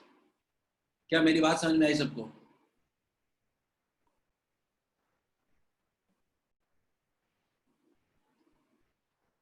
बताओ, बहुत ही इंपॉर्टेंट है ये, ऐसे चीजें डायरेक्टली समझ में नहीं आता। भूल जाओ रॉड वॉड पे जो हमने करंट इंड्यूस किया था, वो सब बहुत ऊपर की चीजें हैं, ये बहुत डिटेल में हम पढ़ रहे हैं कि एक रॉड में कैसे इंड्यूस होता है करंट, क्या होता है रॉड के अंदर क्या हो रहा है, ये समझ रहे हैं हम। चलो मिली नहीं आया सर, मैं जस्ट एक सेकंड लेता हूँ, अब मुझे कुछ समझाने में बहुत टाइम लगेगा। मिली, मैंने कहा कि एक रॉड है, ठीक है, रॉड के अंदर इलेक्ट्रॉन पॉजिटिव थे, ठीक है, मैं बता रहा हूँ, फिर से बता देता हूँ, ठीक है, समझिए। तो इलेक्ट्रिक हमने क्या किया कि जैसे से एक इलेक्ट्रॉन क्या हो रहा है, मूव कर रहा है v वेलोसिटी से, मतलब पूरा रॉड मूव कर रहा है, इलेक्ट्रॉन मूव कर रहा है, विजुअलाइजेशन नहीं हुआ, मैं बता रहा हूँ। तो रॉड है, रॉड में एक इलेक्ट्रॉन को पकड़ लो, बाकी भूल जाओ। तो इलेक्ट्रॉन वेलोसिटी v वेलोसिटी से मूव कर रहा है, उस पर एक मैग्नेटिक फोर्स लग रहा है, कितना, ऊपर की तरफ, ठीक है, और उसकी वैल्यू आप जानते हो कितना है, QVB, या इस केस में लिख सकते हो इसको EVB। हमने डायरेक्शन कैसे लिया है, मुझे लगता है वो आपको अभी आना चाहिए, वो मुझे बताओ, ठीक है, मैं रिपीट कर रहा हूँ साक्षी, मैं रिपीट कर रहा हूँ। मैंने बोला कि एक इलेक्ट्रॉन जो है इसके इस पूरे रॉड में क्या एक्सपीरियंस करेगा, एक मैग्नेटिक फोर्स एक्सपीरियंस करेगा, और कैसे एक्सपीरियंस करेगा, ऊपर की तरफ मैग्नेटिक फोर्स एक्सपीरियंस करेगा। थीटा 90 है, इस बात को मैं ज्यादा जोर दे रहा हूँ, ठीक है, कि परपेंडिकुलरली मूव कर रहे हैं, क्लियर? तो EVB हो गया। अगर यहाँ पे 90 नहीं होता तो साइन थीटा हमें लिखना पड़ता, ठीक है, हमें साइन थीटा लिखना पड़ता, और फाइनल अगर साइन थीटा लिख रहे होते, ठीक है, तो जनरल केस में मेरे पास ई क्या आता, इन जनरल जो ई होता वो क्या होता, VB साइन थीटा। गौर से, बहुत इंपॉर्टेंट पॉइंट बता रहा हूं मैं, क्वेश्चन आएगा अभी, करवाऊंगा मैं। ई इक्वल्स टू VB नहीं होता, VB साइन थीटा होता अगर थीटा 90 वहां पे हम नहीं ले रहे होते। क्या ये बात सबको समझ में आई क्या? हम यहाँ पे अगर थीटा 90 नहीं ले रहे होते, परपेंडिकुलर नहीं ले रहे होते, तो यहाँ पे फाइनल फॉर्मूले में क्या आता, VB साइन थीटा। क्लियर है? खैर आगे बढ़ते। अब मैंने बोला कि इलेक्ट्रॉन ऊपर की तरफ मूव करना शुरू हो गया, इलेक्ट्रॉन ऊपर की तरफ मूव करना शुरू हुआ, सिमिलरली पॉजिटिव नीचे की तरफ। तो क्या हो गया, दोनों एंड ना चार्ज होने लगे, एक नेगेटिवली और एक पॉजिटिवली चार्ज। तो इस नेगेटिव और पॉजिटिव चार्ज की वजह से फील्ड भी क्रिएट होना शुरू हो जाएगा। क्लियर? और फील्ड कैसा क्रिएट होना शुरू हो जाएगा, ऐसा, पॉजिटिव टू नेगेटिव। क्लियर? अब ये फील्ड भी तो इलेक्ट्रॉन पे फोर्स लगाएगा ना, इलेक्ट्रॉन पे फील्ड का फोर्स कैसे लगता है, इलेक्ट्रिक फील्ड के ऑपोजिट। क्लियर है? तो कितना लग रहा है, E इंटू ई। बोले क्लियर है क्या, E इंटू ई। और ऊपर की तरफ कितना लग रहा है, EVB। तो इलेक्ट्रॉन पे एक्चुअली दो फोर्स लग रहे हैं, EVB और E। देखो EVB तो कांस्टेंट है, यानी मैग्नेटिक फोर्स तो कांस्टेंट है, लेकिन इलेक्ट्रिक फोर्स कांस्टेंट नहीं है, इलेक्ट्रिक फोर्स तो बढ़ रहा है, क्योंकि जैसे चार्ज एक्यूमुलेट हो रहा है वैसे वैसे इलेक्ट्रिक फोर्स भी बढ़ रहा है। लेकिन एक ऐसा स्टेज आएगा जब दोनों फोर्स एक दूसरे को कैंसिल आउट कर देगा, उसके बाद एक्यूमुलेशन ऑफ चार्ज क्या हो जाएगा, रुक जाएगा, and that is called equilibrium condition. Equilibrium का मतलब क्या होता है, जब इलेक्ट्रिक फोर्स मैग्नेटिक फोर्स से क्या हो जाए, इक्वल हो जाए, E equals to EVB। Clear है? तो इलेक्ट्रिक फील्ड दोनों एंड्स के बीच कितना आ गया, VB या VB साइन थीटा। बड़ा सिंपल सी बात कह रहा हूं, कि कंक्लूजन क्या है कि एक रॉड जो है ना, वो रॉड में क्या हो रहा है, रॉड के दोनों एंड के क्रॉस एक इलेक्ट्रिक फील्ड सेटअप हो जा रहा है, वो कितना है VV। तो अगर मेरे से कोई पूछे, यहाँ पे मैं थोड़ा इसको कंटिन्यू करता हूँ कि ये तो इलेक्ट्रिक फील्ड आया, कोई अगर आपसे पूछे कि पोटेंशियल डिफरेंस अक्रॉस एंड्स कितना होगा, ठीक है, अगर मेरे से कोई पूछे कि पोटेंशियल डिफरेंस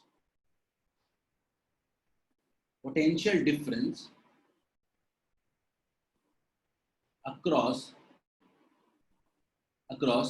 CD, ठीक है, आखिर इसी की सारी बात हो रही है ना, पोटेंशियल डिफरेंस अक्रॉस CD कितना होगा, ये कितना होगा, BV अपने पास है, इलेक्ट्रिक फील्ड इनटू लेंथ कितना हो जाएगा, BVL। सारा डेरिवेशन यही तो कर रहे थे हम लोग इतने देर से। अब तो सीधा सीधा पूरा लेंथ ले सकते हैं निकिता ना, सारा खेल सारी पढ़ाई हम इसीलिए तो कर रहे थे कि आखिर ये BVL लेके आ जाए।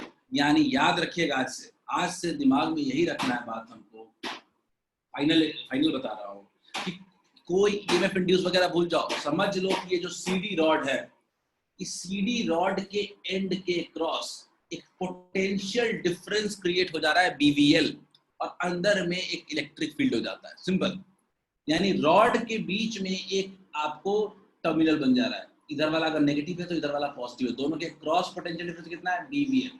तो कॉइल में क्या हो जा रहा है, एक करंट इंड्यूस हो जा रहा है, पूरे कॉइल में एक करंट इंड्यूस हो जा रहा है, बड़ी सिंपल सी बात है, बोलिए क्लियर है क्या, इस कॉइल में एक करंट इंड्यूस हो जा रहा है, और यही पे हम कह सकते हैं कि करंट हो जाएगा, आई कितना हो जाएगा, EMF इंड्यूस अपना हो गया, EMF इंड्यूस हो गया BVL पूरे कॉइल में, तो आई कितना हो जाएगा, BVL अपॉन आर। किसी को दिक्कत है तो पूछ लो आप, मुझे लगता है मोशनल EMF खत्म हो चुका है, अब आपको मोशनल EMF कुछ बचा नहीं जो मैं बताया नहीं, मैंने पहले आपको सर्किट से बताया और अब उस रॉड के बीच में बताया कि रॉड के एंड्स के बीच क्या होता है। Anything else to ask? अगर इसमें कुछ पूछना हो तो आप पूछ सकते हो, मैं एक लास्ट इसको एक्सप्लेनेशन करूंगा। हाँ सॉरी, 2-3 चीजें बच रही हैं, देख लेते हैं। ठीक, प्रत्युष बहुत इंपॉर्टेंट टॉपिक है, 4 मार्क्स का क्वेश्चन पूरी तरह बन सकता है, ठीक है। आदित्य सिंह से डायरेक्शन ऑफ करंट इंड्यूस कैसे आया, ठीक है, मैं बता देता हूँ, ठीक है, इसमें भी कुछ बचा हुआ है, अभी खत्म नहीं हुआ है टॉपिक, ठीक है।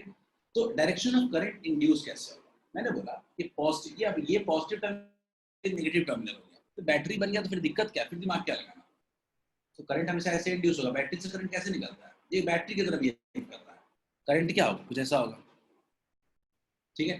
चलिए याद रखिएगा, डेरिवेशन आपको एरिया वाला ही लेना पड़ेगा, ये एक्सप्लेनेशन अगर पूछता है तो ये लिखिएगा, दोनों NCERT में दिया हुआ है, ठीक है। चलिए अब आखिर आपने देखा कि आप एक V वेलोसिटी से रॉड को मूव कर रहे थे,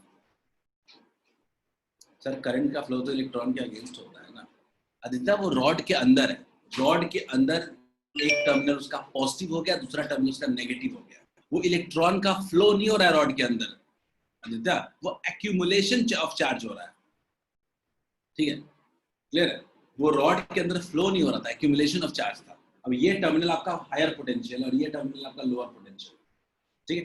खैर चलिए आगे बढ़ते, आगे मैं बात कर रहा हूँ कि आखिर होता क्या है। तो आपने जब आपने EMF इंड्यूस किया तो आपने क्या देखा, आप इसको एक V वेलोसिटी से मूव कर रहे थे, आप एक V वेलोसिटी से मूव कर रहे थे, तो ये रॉड में क्या हो गया, रॉड में एक करंट स्टैब्लिश हो गया, तो करंट स्टैब्लिश हो गया, तो इस करंट का स्टैब्लिश होने की वजह से क्या इस रॉड पे एक फोर्स नहीं लगेगा, क्या इस करंट कैरिंग वायर पे एक फोर्स नहीं लगने लगेगा, फोर्स अप्लाइड नहीं हो जाएगा एक्सटर्नल मैग्नेटिक फील्ड से। याद करिए, ये एक्चुअली रॉड क्या है, क्रॉस फील्ड में हमारे पास क्या एक रॉड रखा हुआ है, इसके थ्रू करंट जा रहा है, कैसे, कुछ ऐसे जा रहा है करंट आई, क्लियर है। तो करंट कैरिंग वायर है, सीधा सीधा kept in the magnetic field, तो इस पे कुछ ना कुछ फोर्स लगेगा, current carrying wire kept in the magnetic field experiences magnetic force, clear. अब ये मैग्नेटिक फोर्स एक्सपीरियंस करता है कैसे, तो ऐसे आइडियल है, सिंपल कर लो, हाथ को अपने करंट के अलग रख दिया और क्या किया, इसको बी पे फोल्ड किया, तो क्या ऐसा आ रहा है क्या, इस पे फोर्स कुछ इस साइड लग रहा है क्या, मैग्नेटिक फोर्स लग रहा है क्या, कितना लग रहा है, ILB, बोलिए क्लियर है क्या, आप मुझे बताओ, क्या इस पे एक फोर्स लगने लगेगा क्या इस रॉड पे जैसे ही इंड्यूस करंट होगा, क्या इस रॉड पे एक मैग्नेटिक फोर्स लगने लगेगा क्या, magnetic force, where magnetic force is equal to ILB, I हम जानते हैं कितना है, आई कितना है, BVL upon R induce current है into L into B। Final कितना हो गया, B square L square B L square V upon R। बोले क्लियर है क्या, ये है मैग्नेटिक फोर्स। बोले क्लियर है क्या। तो इस रॉड पे जैसे ही करंट फ्लो होने लगा, इस रॉड पे करंट की वजह से एक मैग्नेटिक फोर्स एक्सपीरियंस होने लगा, कितना, B square L square V upon R। Clear है। तो आपको अगर उसको कांस्टेंट वेलोसिटी से मूव करना है तो आपको भी एक ऑपोजिट फोर्स उतना ही लगाना पड़ेगा। अगर आपको इस रॉड को कांस्टेंट वेलोसिटी से अगर मूव करना है तो you must apply equal and opposite external force, ताकि नेट फोर्स क्या रहे, जीरो, और रॉड बड़े आराम से भी वेलोसिटी से मूव करे। तो एक्सटर्नल फोर्स कितना रिक्वायर्ड हो जाएगा, एक्सटर्नल फोर्स रिक्वायर्ड कितना हो जाएगा, B square L square B upon R। क्यों एक्सटर्नल फोर्स चाहिए, to move rod with uniform velocity।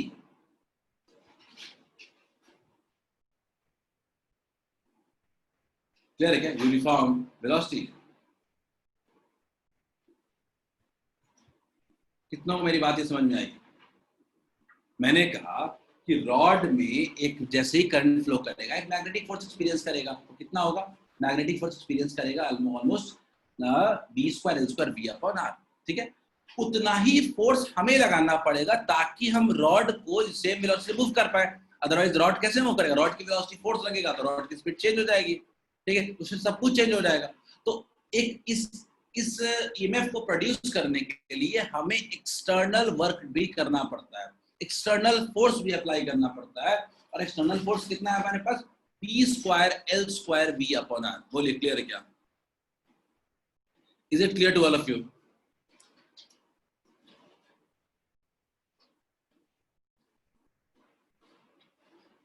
Is it clear to all of you? बताओ, चैट में रिप्लाई करो, सबको आया समझ में।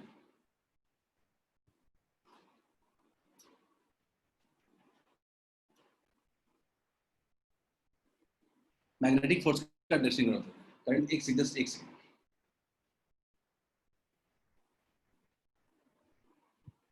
जस्ट एक सेकंड।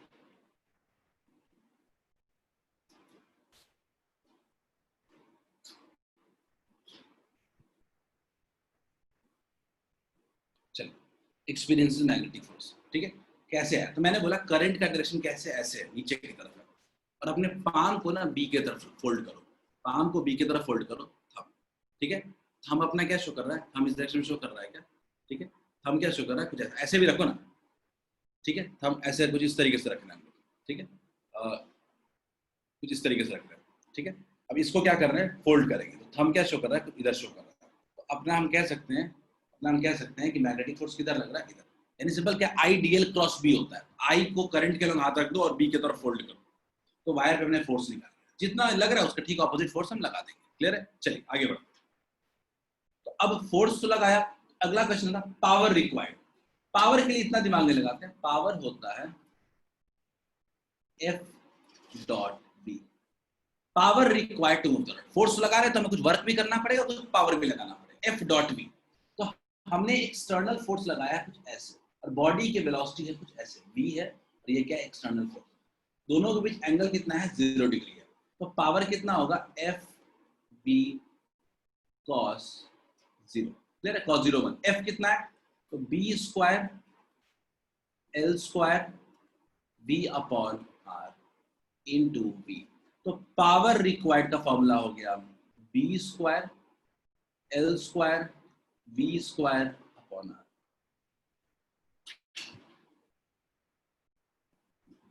बोलिए क्लियर है, सबको खत्म हो गया, ये लास्ट टॉपिक था, इसको सबको आगे समझ में। फोर्स रिक्वायर्ड क्लियर हो गया रॉड पे, और पावर रिक्वायर्ड क्लियर है सबको। ठीक है, force required and power required to move the rod. Rod को मूव करने के लिए आपको बाहर से वर्क करना पड़ेगा, पावर लगाना पड़ेगा, फोर्स लगाना पड़ेगा। Clear, that is the final stage. ठीक है, अपने आप मूव नहीं कर जाएगा, आपको मेहनत करनी पड़ेगी। क्लियर है सबको? ये था आपका मोशनल ईएमएफ। ठीक है, अब मैं थोड़ा इसका एक रेलेवेंस समझाने की कोशिश करता हूँ। आज जितने क्वेश्चंस के सबका एक नया व्यू मिलेगा आपको, हर क्वेश्चन का एक नया व्यू मिला कि रॉड अगर मूव कर रहा है, किसी कॉइल कोई लूप मूव कर रहा है, तो उसमें मोशनल ईएमएफ हो सकता है। ठीक है, कैसे देखते हैं? ठीक, एक एग्जांपल देता हूँ, उसके बाद क्वेश्चंस करते हैं। ठीक है, आज हम रोटेशन ऑफ रॉड नहीं पढ़ पाएंगे, आज कोई बात नहीं, अगले दिन आएगा। ठीक, तो ये अपना एक लूप है और लूप अपना एक कांस्टेंट स्पीड से मूव कर रहा है। तो इस लूप में हमने क्या देखा कि कुल मिला के कितने वायर्स हैं। ठीक है, लूप में कितने वायर्स हैं? तो हमने देखा कि लूप में टोटल वायर है 1 2 3 4। ठीक, 4 वायर। मैंने एक एक करके सारे लूप तो मैंने देखा कि पहला वाला क्या ऐसा है, दूसरा वाला क्या है, तीसरा वाला क्या है, और चौथा वाला क्या है। चारों रॉड मूव कर रहे हैं मैग्नेटिक फील्ड। तो इन दोनों को देखो, वेलोसिटी और रॉड का डायरेक्शन दोनों क्या है, दोनों सेम डायरेक्शन के अलॉन्ग है। इसका मतलब इसमें तो आपको कोई भी ईएमएफ इंड्यूस नहीं होगा, इस रॉड के एंड से क्रॉस कोई भी ईएमएफ इंड्यूस नहीं होगा। बोले क्लियर है क्या? इस रॉड के एंड के क्रॉस कोई भी ईएमएफ इंड्यूस होगा क्या? नहीं। क्या इसमें भी कोई ईएमएफ इंड्यूस होगा क्या? नहीं। बोले क्लियर है क्या? मेरी बात समझ में आ रही है? परपेंडिकुलर होना चाहिए एटलीस्ट, या किसी एंगल पर होना चाहिए। ऐसे तो नहीं हो सकता कि दोनों केस में ईएमएफ इंड्यूस क्या हो जाएगा, जीरो, क्योंकि वेलोसिटी का कोई भी कंपोनेंट रॉड के परपेंडिकुलर नहीं है। रॉड परपेंडिकुलर एक भी कंपोनेंट नहीं है। इसका मतलब कि अपना वेलोसिटी ही जीरो है, वी परपेंडिकुलर ही जीरो है। क्लियर है? अब दोनों जीरो हो गया। 1 और 3 में देखते हैं, गौर से देखते हैं कि 1 मान लीजिए इसका लेंथ अगर एल है और इसका लेंथ भी मान लेते हैं एल है। ठीक है, तो इसमें कितना हो जाएगा, बी वी एल, और इसमें भी कितना हो जाएगा, बी वी एल। तो दोनों के क्रॉस ईएमएफ इंड्यूस हो जाएगा क्या? कैसा हो जाएगा ईएमएफ इंड्यूस दोनों के क्रॉस? क्या कुछ ऐसा कह सकते हैं क्या एक ही डायरेक्शन में सेंस में होगा, बी वी एल, और इसमें भी कितना हो जाएगा, बी वी एल, कह सकते हैं क्या दोनों के क्रॉस? मुझे बताइए इस पूरे कॉइल में नेट ईएमएफ इंड्यूस कितना है? पूरे कॉइल में नेट ईएमएफ इंड्यूस कितना है?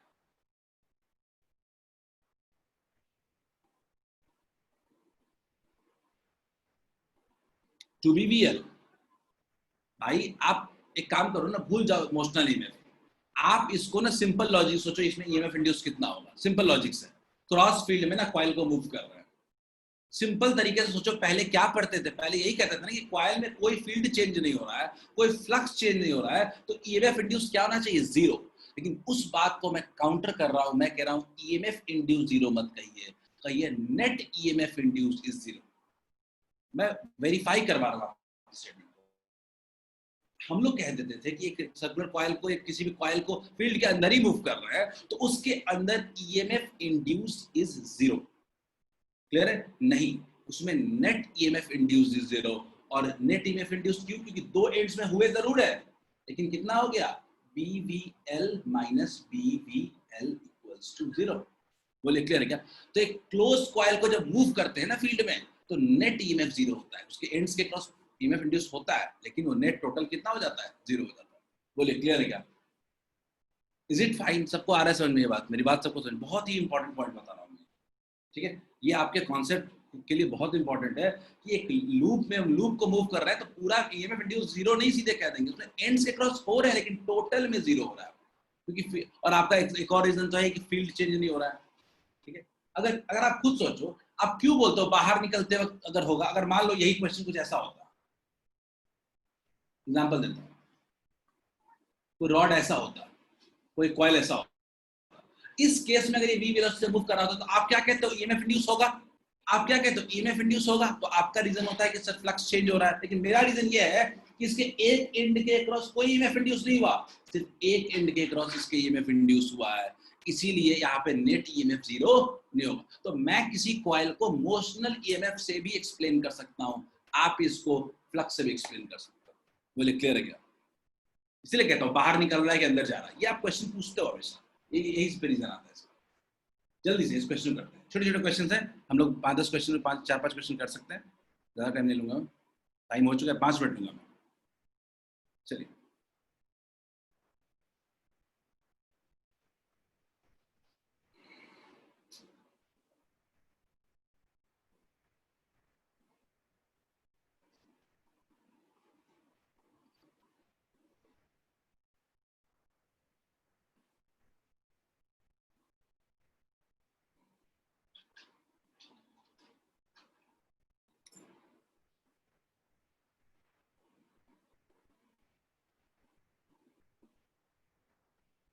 बिल्कुल बिल्कुल प्रत्युष, मैं सेम पॉइंट बता रही हूँ। चलो चलो सब लोग, एकदम बेसिक क्वेश्चन है ये।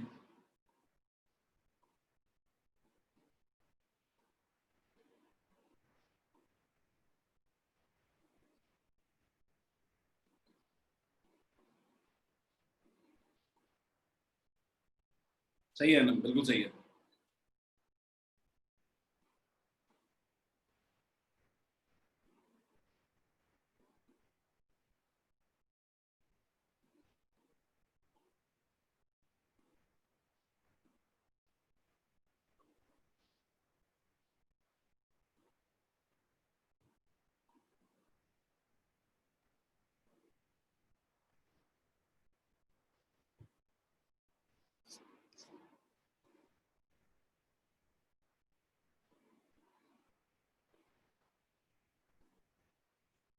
भाई 22 लोगों ने रिस्पॉन्ड किया है अभी तक, मुझे और रिस्पॉन्स की उम्मीद थी।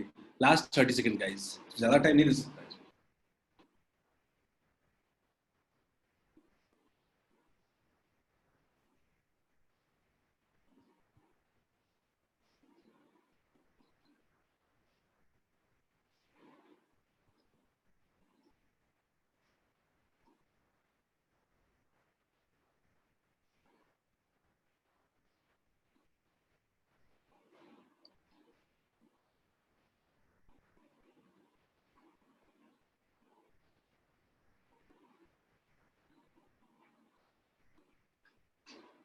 तीनों केसेस का मैंने एग्जांपल बना दिया है, गौर से देखिए। जब लेंथ जो होगा और वेलोसिटी अगर एक डायरेक्शन में होगा, ठीक है, तो जो चार्ज पार्टिकल पे जो फोर्स लगेगा वो कुछ ऐसे लगेगा। गौर से ध्यान दीजिए, चार्ज पार्टिकल में फोर्स कुछ ऐसे लगेगा। तो एंड के क्रॉस पोटेंशियल डिफरेंस होगा क्या? नहीं। एंड के क्रॉस पोटेंशियल डिफरेंस होगा क्या? नहीं। दूसरा देखते हैं, रॉड को जब ऐसे मूव करेंगे v परपेंडिकुलर टू v, तो फोर्स तो जीरो हो जाएगा क्लियरली, कोई फोर्स लगेगा ही नहीं। कोई, ये मान लेते हैं कि इस केस में v परपेंडिकुलर था तो v क्रॉस v फोर्स लग जाता, लेकिन फोर्स कैसे लगता? फोर्स कुछ ऐसे लगता, ठीक है। दूसरे केस में फोर्स लगेगा ही नहीं। तीसरे केस में आप गौर से देखिए, रॉड है, ठीक है, वेलोसिटी मान लेते हैं कि v के परपेंडिकुलर है, ठीक है, v क्रॉस b हो जाता। अगेन अगेन अगेन इस केस में आप गौर से देखिए, इस केस में भी एंड के क्रॉस चार्ज का एक्यूमुलेशन नहीं होगा, वो बीच में ही ट्रांसवर्सल शेप में होगा। तो तीनों केस में अगर कोई भी दो डायरेक्शन सेम हो जाए, एल बी या बी में से कोई भी दो डायरेक्शन सेम हो जाए, इसका क्लियर कट मतलब है कि कोई भी ईएमएफ इंड्यूस नहीं होगा, और करेक्ट आंसर इसका क्या होगा? डी होगा। बोलिए क्लियर है क्या? Correct answer will be D. कोई भी दो का डायरेक्शन अगर सेम हो गया, no current will be induced. क्या मेरी बात सबको आगे समझ में? किसी भी दो का डायरेक्शन सेम हो जाए, काम खत्म, कोई भी ईएमएफ इंड्यूस नहीं होगा। लेकिन जल्दी से इस क्वेश्चन को,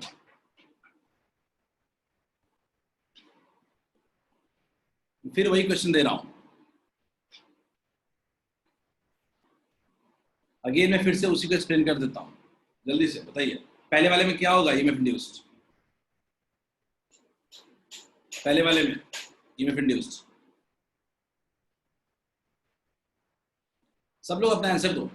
पहले वाले में V is parallel to B, मैंने पहले ही जो हिंट दिया है उसमें ये क्लियर कट ईएमएफ इंड्यूस्ड क्या हो जाना चाहिए? जीरो।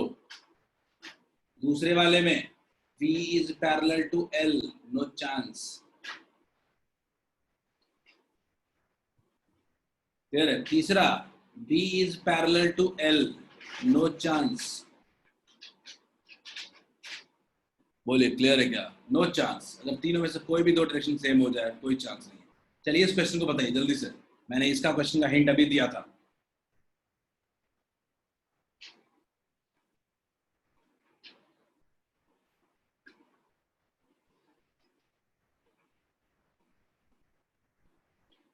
मुझे इसका आंसर लेकिन चाहिए आप लोगों से, जल्दी।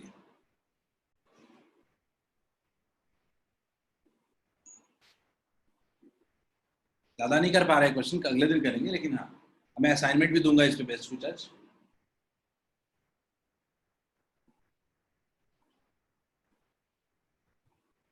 ये लास्ट क्वेश्चन रखता हूँ आज के लिए। ये स्लाइड पूरा कंप्लीट नहीं हुआ है।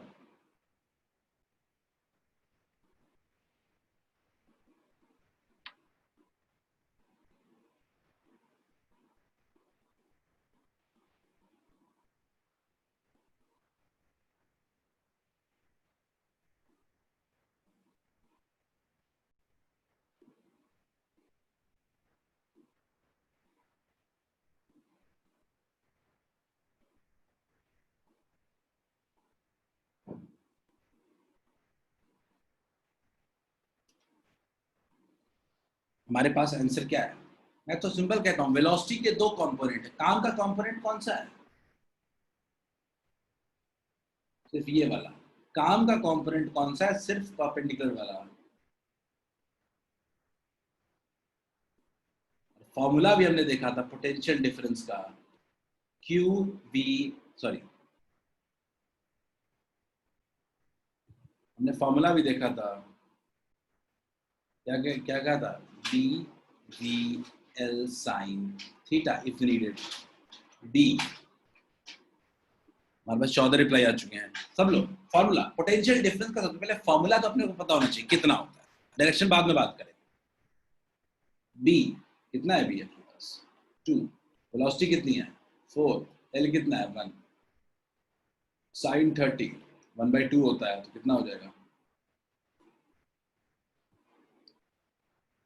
क्या इसमें किसी को दिक्कत है क्या? Potential difference across AB is 4 volt. ठीक है, ये अलोंग वाला पार्ट किसी काम का नहीं है, परपेंडिकुलर वाला पार्ट ही बॉडी को मूव करेगा। क्लियर है? अब बात आती है किधर, कौन सा टर्मिनल पॉजिटिव होगा और कौन सा टर्मिनल नेगेटिव होगा। सोच लो ना, सोच लेते हैं। ए बी डॉट है, तो अपने पास वेलोसिटी इधर है, क्रॉस बी, तो पॉजिटिव चार्ज किधर जाना चाहेगा? पॉजिटिव चार्ज जाना चाहेगा ए के क्रॉस, तो ए के क्रॉस पॉजिटिव जाएगा तो बी के क्रॉस नेगेटिव जाएगा। अगर मैं कह रहा हूं कि ए के क्रॉस पॉजिटिव तो बी के क्रॉस नेगेटिव, इसका क्लियर कट मतलब है कि वी ए हायर पोटेंशियल पे है और वी बी क्या है? लोअर पोटेंशियल पे। कितना हो जाएगा? 4 वोल्ट। किसी को दिक्कत है क्या? Higher minus lower, higher minus lower. Clear है क्या सबको?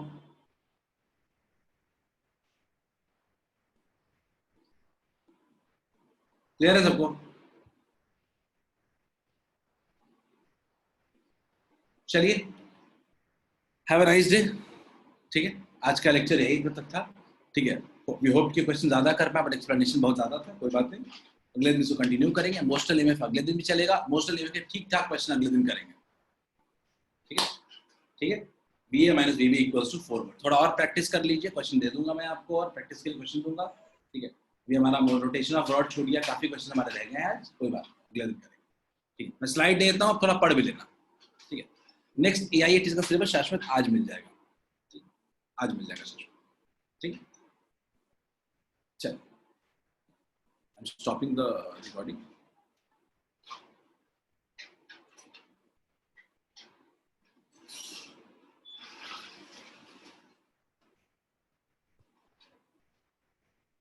लेखा मैंने बताया